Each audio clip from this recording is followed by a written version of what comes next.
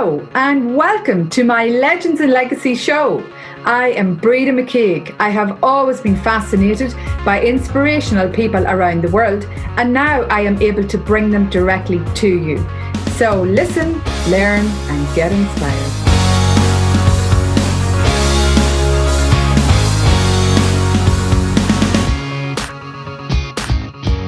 Hello and welcome back to the series of Legends and Legacy, where I have a fabulous guest for you today, a guy called Bobby, who I have been lucky enough to meet off late through LinkedIn and through some other connections.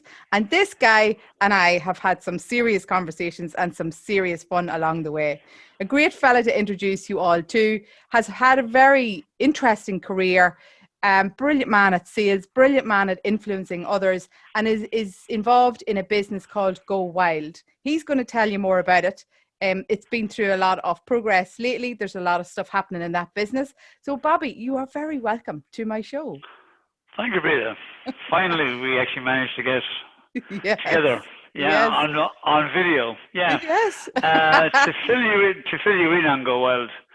Go Wild started 7 years ago when Falls Garden announced the Wild Atlantic Way route. And I was in a really good job at the time, and I decided to start a magazine for that actual route. So I approached Falls Garden and got their permission to use their offices. So then I started with one magazine 7 years ago, and we now have 7 titles covering every single corner of Ireland. Yeah. So we have 2 on the Wild Atlantic Way, one which won a World Award in 2018. Yeah. Our food one won a World Award in China. Cool. It's a long way to go for Chinese, but it's gone. So so we've got 2 on the Wild Atlantic Way, tourism and food. We've got 1 for Northern Ireland. We've got 1 for the Lakelands. We've got 1 for Dublin, 1 for the Ancient East, and we have a staycation issue. Cool. Okay. Yeah. So the most recent publication is obviously post-COVID is our Go Wild staycation issue, which went to print last Tuesday night. Up to now, for 7 years, the titles have been free in hotels and Falls Garden tourism offices and attractions. But this year, big change, they're going on sale in all Dunn's, Tesco, Eason's and independent newsagents nationwide. Awesome. I can't wait to see them. I'll be taking pictures of them and tweeting them for you. Yeah, so a huge change. So it's an opportunity to reach people who are looking for a staycation where they probably are right now, and everyone's in the shops. So, that just makes business sense. Yes, so absolutely. Staycations are our short intro for you. Our whole new buzz is the staycations. Last year I was up around Northern Ireland in a camper van, which was awesome fun. And then I was also in Bundoran. So I managed to go around a bit of Donegal as well. And I love making TikToks wherever I get on my staycations. So we might as well learn a bit about this country while we are in it. Well, look, I mean, it's a huge opportunity for people who, not normally head off to sunnier climes. They get to rediscover Ireland, and a lot of people have. And like we're getting great feedback from people on staycation opportunities, and people emailing me kind of saying, "Hi, where do you recommend if we're in Cork or Kerry or So look, I mean, it's great. I mean, it's great to see people staying at home, spending money at home, and supporting. Yeah. Because the tourism businesses in Ireland are going to struggle for a couple of years. Yeah. It's going to be tough. It's going to be tough on them, and they need every bit of support that they can get. Yeah, absolutely. Cool. Well, we'll do our best, Bobby. Yeah, of course. Between us. I was saying in your intro that we've had serious crack and we've had some cool conversations. I think you're a real character. Tell them about what it is that makes Bobby tick. What is it that you're passionate about? What is it that you really, really enjoy doing? What am I passionate about? I suppose, I'm passionate about advertising. Yeah. Why advertising? I kind of fell into advertising when I was 40. Yeah. And I discovered it was what I should have been doing probably when I was 20, but obviously I would have been too young then. But anyway, so I got into it at 40, loved it. I loved helping people. I loved being creative. I loved the whole creative element to it. And I loved dealing with people on a face-to-face method, right? Yeah. So it was great fun selling. I mean, I sold for the Limerick Leader for 7 years. I went away, then I set up a media buying company. And then I came back to the Limit Leader after a spell with an advertising agency. I came back to the Limit Leader as the sales manager, and I spent another 5 years there. And then I left and set up Go Wild full time. So yeah, so I've always been involved for the last 20 years. Obviously, if you do the maths, I'm over 60. So young. Yeah, I know, so young, 21. so young. But yeah, I've always been involved in selling advertising, and I love it. I have to say, it's a passion that gets me out of bed in the morning. I love making those phone calls. I mean, people say, how do you make phone calls all day? Because, I've been doing remote selling before it became a passion or a fashion. Yeah. I just love it. It's like chatting to a new friend. Yeah. And you're great with people. So, yeah, but you're just giving them advice. Yeah. I mean, people have to buy advertising at some point. Yeah. So they may as well have fun doing it. Yeah. Brilliant. Okay, cool. Well, I have a question for you around what has the best thing, because I believe people learn really well from our stories. So when we tell our stories as people, I think that is a faster way for others to learn, whether, it's a lot faster for me anyway than, reading textbooks. So I wanted to ask you, what is the best thing that ever happened in your life, and what was the worst thing? Best thing that ever happened in my life? Other than meeting me. Apart from meeting Breda. Okay. Well, I've been married twice, so there's good and bad in that. I suppose the best thing ever to happen in my life is about my 2 kids. Cool, right. Nothing compares to that. Yeah. Nothing. Jason and Louise they are the light of my life. Yeah. And, I was blessed with meeting their mum, and I was also blessed with meeting my second wife. So I've been blessed in my life. Worst time in my life, probably the first time I went through the breakup. The first breakup was probably the hardest time in my life. That was probably the hardest, yeah. But you have to rebuild, and you have to drive on again. Yeah. I think that's the key. There's a time when we all have to find our, I suppose, where we bottom out, and then we either stay there and we come back up. Yeah. So I decided going back up is a good plan. Yeah. And do you know what? Like, we're talking here about change. Everybody listening to this will be going through change of some sort in their life. Yes. Not correct. One of us can ever avoid that. So when I'm doing talks and in companies and stuff around change and agile and adapting to change, I'm always saying to people, you have 2 choices. You either resist it and you burn off energy resisting it and causing more problems around you, or you get on with it.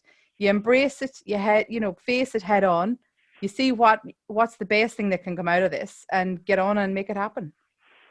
Yeah, but I think it's very important for a lot of people, what I've gone through over the years has made me who I am. It really has. Yeah. And I was blessed that I managed to meet a particular man at a particular time in my life. Great friend of mine, Tommy Redmond, who I suppose kept me straight. Yeah. And sometimes you just need someone to bounce stuff off that, somebody who you respect, and you kind of say, well, I'm thinking of doing this, and they go, no, don't do that, do this. And you go, oh yeah, that's a much better idea. So it's just sometimes we all need a breather. None of us are infallible. We're just human beings, and we try, and we work on emotion quite a lot, and we all kind of say, yeah, I must do this, and it might be the wrong thing, but having good people around you. I've always tried to surround myself with positive people.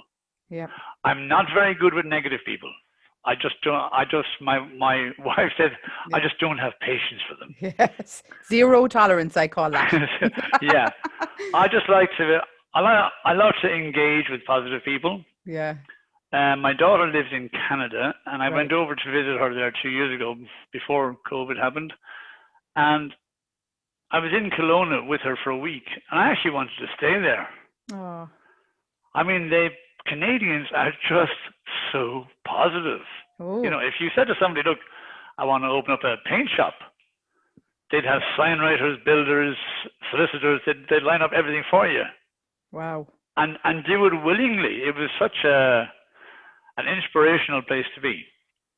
Cool. But my daughter said, Dad, you got to fly back. Get out of here.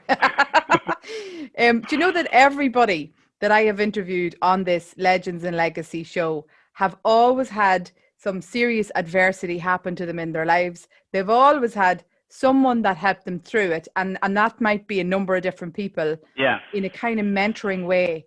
And every one of them have overcome whatever difficulties life threw at them and have gone on to be legends. Because I only interview the legends, you know, Bobby. Thank you, thank you. Yeah. How much have I got to pay you for this? There's a percentage. Okay. But the message is for anybody watching or listening to this: if you are going through or you end up in some serious adversity or change in your life, it's not necessarily the worst thing that's going to happen to you in your life. The best thing that you can do is figure out how to get around that, how to grow from it, how to find the opportunities within it. Because everybody I meet that comes out the other side of it are strong people. They are impressive people, you know, very much they're unstoppable and they're unshakable. And the world needs people like that. So but it is character building because, you know, you do have to learn, right? Yeah. And I learned a lot of lessons from it. Looking back, I still look back and kind of figure out where I went wrong. And you know, sometimes you got to put your hand up and say, yeah, look, you know, I was just as much at fault as anybody else. Yeah. But there are times in life when life shifts. And it's to shift with that time is key. Yeah. But, you know, the main thing is if you don't have somebody positive in your life, find somebody. Yeah. Make friends with them, because that positive person you will gain from their energy. Yes. And, you know, zero tolerance for the others. Yeah, well, I mean, you know, if you surround yourself with negative people, you're going to remain negative forever. Yes. You know, I just cannot. I think I'm probably too old now to restart, but I just can't have them in my audience or in my surroundings. Yeah. You know, my wife will tell you, like, if I meet somebody who's negative, I'll just introduce them to my wife and I walk away. Leave them with her. My wife is very good at dealing with, you know, and listening to the stories, and I just go, no, I don't have time. Yeah. I'm busy. I think you're right, though. I think that is very important as well for anybody listening and watching. Who is in your circle, people? Yeah. Have a look and see who you have conversations with, because behaviors and thoughts are contagious. So if you're hanging out with people who have negative thoughts and behaviors, you're going to pick them up, and that will not help you in life. So Bobby and I are off zero tolerance nature. Zero tolerance, yeah. Toxic people. And I think everybody should actually be that ruthless, because your life is short. Let's have fun while we're here, not, you know, going around worrying and stressed out because other people have projected onto us. So correct. Breda, just to finish off on your statement there, this is not a practice run. Yeah, we are the main player on this stage. Yeah, we only get this. Yeah, so we got to make it grow. We got to make it the maximum experience that we can absolutely get out of this. We don't want to come back again, Bobby. I think I'm going to do that much this time around. I won't want to come. I know, yeah, no. I don't think there's a need to come back. I mean, although they say that, I think the Dalai Lama said that you come back 13 times before you're fully, you know. So I don't know whether I'm on 12 or 2. Or me either. Yeah. So my show is called Legends and Legacy because I'm obsessed with legacy. Because when I meet interesting people, I'm always wondering what is their legacy in their head. So what do they want? What way do they want to have impacted the world when they have finished one of those lives? And I know what my legacy is. I build a lot of vision boards, and I put an awful pictures and words together so that my mind is very clear on where it's going, so that I will have a legacy to be proud of when my life's finished. What would you say your legacy will be to the world? Or, you know, when you're on your last days, what bits will you be so proud that you did? My legacy to the world is very simple, okay? Because I actually, I figured it out about a year ago. First of all, my son and daughter, they're my legacy. Yeah. That's the first part of the legacy. Because I did manage, my first wife and I did manage to create 2 amazing people, okay, who are quite a lot like me, but also quite a lot like them. So they got both of the good parts. But the main legacy was one day when I had to post our first magazine to the National Library, because I'm not sure whether people are aware, but when you're a publisher, you must send 2 copies to the National Library. Sorry, it's 1 copy. I just sent you one. Yeah, so I also 2. But so you must send it to the National Library. Right. Okay. So as soon as you publish a magazine, you must send it to the National Library. And then I sat down and I kind of went, do you know what? That's always going to be there after I'm gone. Yeah. So somebody in 100 years' time, Yeah. when digital has taken complete control of the world, Yeah. can go, some family can walk into the National Library and go, hi, look at this magazine from 100 years ago. Yeah. Yeah. So You'll that's be in kind the of a history legacy. books. Yeah, that's going to stay forever, yeah. Yeah. Or as long Cool. as the print version lasts in Yeah. storage. Plus, But yeah, that was kind of it. So the impact on people that you have as well. Like, you're not that easy to forget, Bobby. thank you, Breda. Yeah, I'm glad you're in my world. Thank you. Yeah. So next question I want to do is around regrets, because the worst thing that I could possibly imagine is that I would have regrets in my life. And I think those would really eat you up towards the end of your life. When we get older, Yeah. I don't want regrets. So I'm doing as much as I can now to make sure that I won't have those. How do people make sure that that is not where they finish up? Because I worry that some people will end up with a lot of regrets.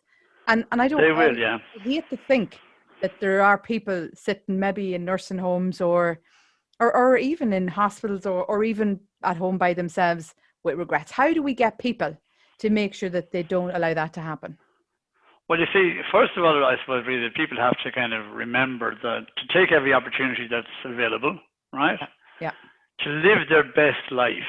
Now, if you woke up in the morning and said, look, I'm just going to live my best life today. Yeah. Okay. Just today, because none of us are guaranteed tomorrow. Yeah. Not even me. And, so if you can do that every single day, the people who you interact with will be positive. Yeah. If you project the best version of you every single day, then you shouldn't have regrets. Yeah. Regrets are what we didn't do. Yeah. And I know like Nike is probably one of the biggest companies in the world, but their logo is probably the simplest. And the guy who created it probably got paid a fortune for 3 words. Yes. Just do it. Yeah. One of my favorites. Just do it. So if everybody just did it, look, I've had a business fail before, but I did it. Yeah. I was doing Santa Claus by satellite 26 years ago, maybe 28 years ago. People didn't even know what Santa by satellite was. Yeah. But we did it, and I lost money. Okay. Yeah. Right, but we did it. Yeah. And I think so for me, what I want people to think about is those hard decisions. So obviously, when there's a business involved and it's failing or it's not going the way you wanted it, and there's decisions to be made in there. And I think that's the bit where a lot of people don't want to make those decisions. I think there's an awful lot of heads in the sand. And you're right. They just can't even face it. So they'll walk away from things a lot and they'll let things just slide because they feel that they can't cope with the big decisions that have to be made. Yeah, but sometimes, Breda, someone with a business sees it as a personal thing. Now, I was asked the question, am I Go Wild? And I said, no, Go Wild is a magazine. Yeah. I'm a different person. Now, yes, it's my baby, but like any parent, publisher, parent, same thing. Yeah. Yes, I eat, sleep, and drink Go Wild, right? Yeah.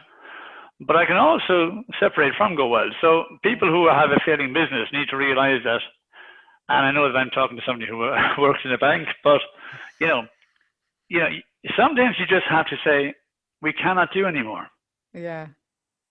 And you just have to shut the door and say, Grant, okay, look, now let's deal with what's left over, but let's just deal with it. It's not a personal failure. Yes. Okay? Exactly. The first time I failed, I learned a huge amount of lessons from it. Yeah. I didn't do any market research. I didn't do a lot of stuff. I just went and did it because I thought that was how you did it. Yeah. But I was wrong, and I got it wrong. But it was a very expensive, but a very insightful lesson. Yeah. And I've met people who have made the mistake of defining themselves by their job. And then what happens is when that job does not materialize or doesn't work or runs into problems, that person feels like their entire life is shattered because they've built their whole persona off themselves, their image off themselves based on the status of this job. So I think, there's a great message in there for everyone today. Think about that for you. You are not your job. You are not your role. You are not your business. You are you, and you work there. So, but what a job can do for a lot of people is, and they need to realize this, and it's actually happened to me. When I met Fergal Deegan, who was then the sales manager in the Limerick Leader, and he gave me a job as a sales rep, I created the Bobby Power persona. Yeah. I didn't know I was doing it, but it just happened. Yes. It was part of the job. Yeah. But that still helps me today. Yes.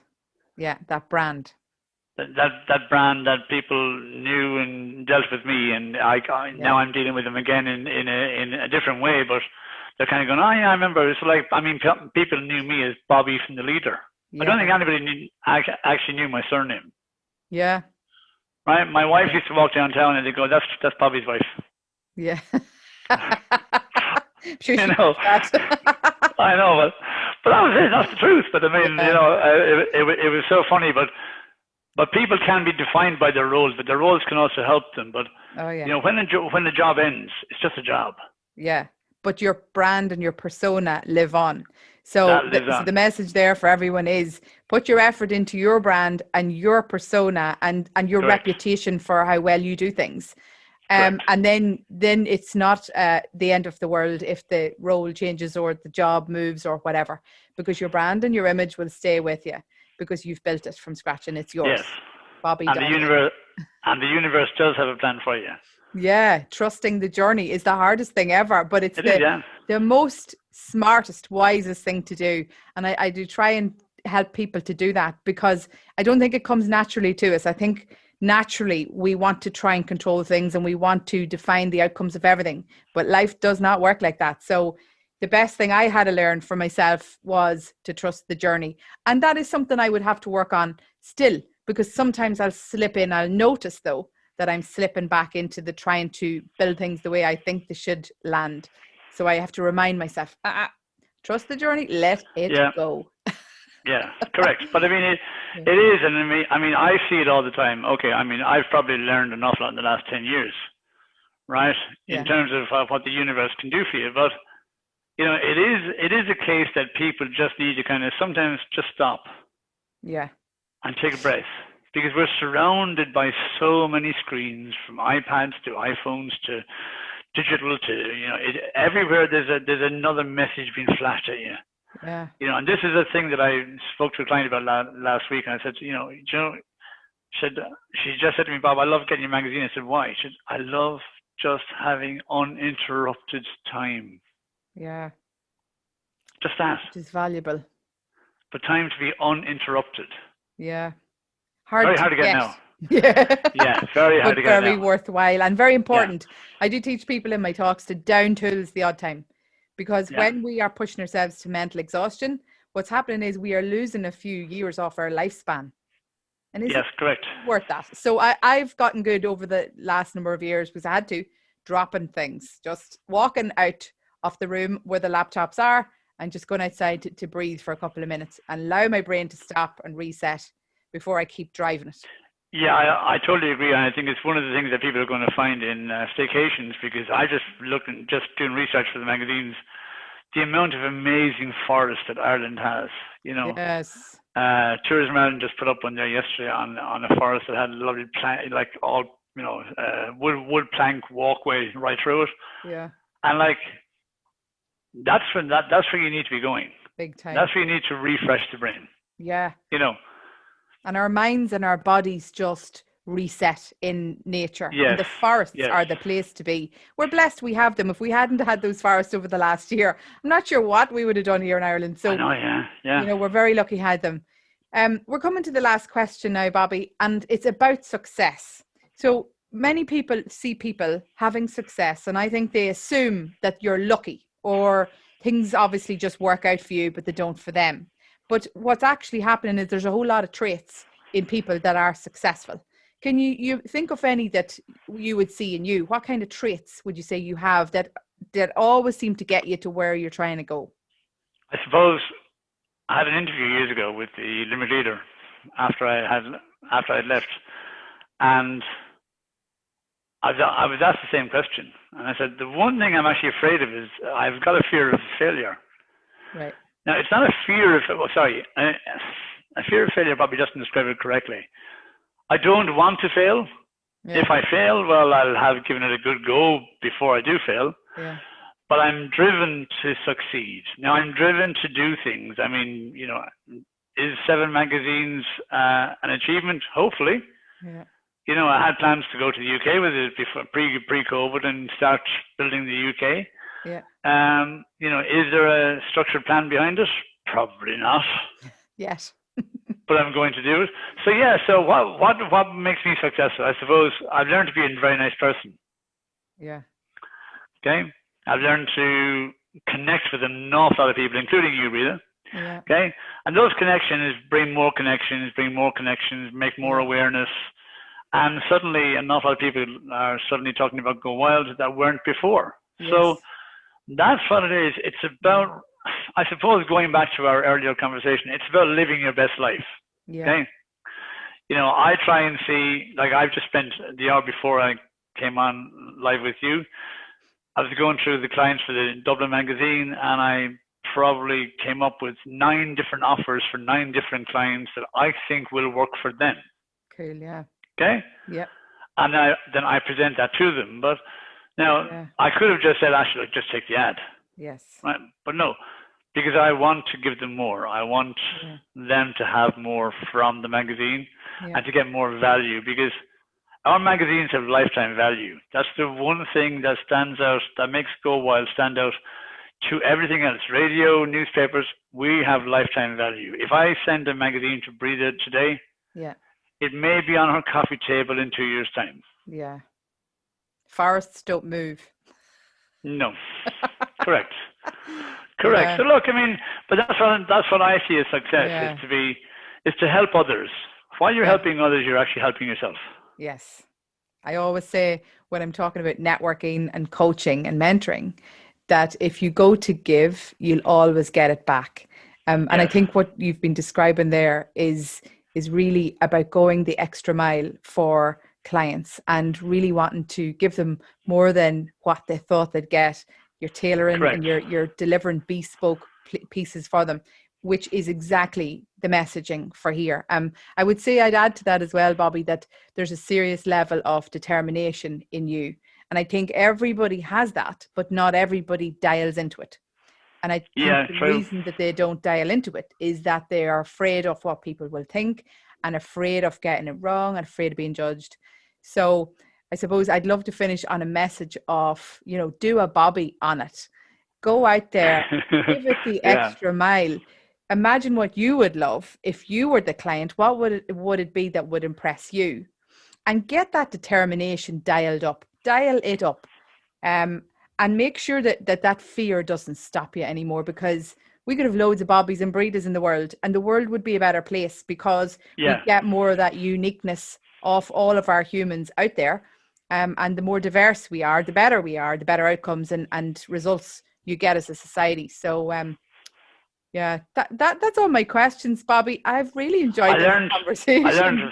Just before you go, I learned one valuable lesson years ago when I worked on a building site in Limerick. Yeah. And I was helping a guy who was one of the old stonemasons. Yeah.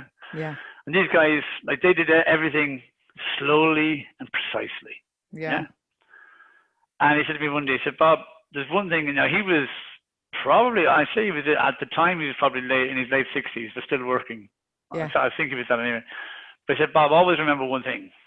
It's nice to be important, but it's more important to be nice. Yes. Yeah. Very good line. And I've remembered that for 30, 35 years, Yeah. And I think it's something that we all need to think of every day. For them to think about after this. If there's one takeaway, let it be that one. Right, Bobby, look, it has been fabulous having you on the show. I really appreciate the time. I've loved our conversation. I'm hoping that everybody that listened and watched will get as much out of it. And we'd love to hear from everybody back because, as you can see, we're not that scary. Come DM us, have a chat, get in contact, and let us know what you thought and what your takeaways were from that. Bobby, have a lovely day. Thanks again for your time. Bye.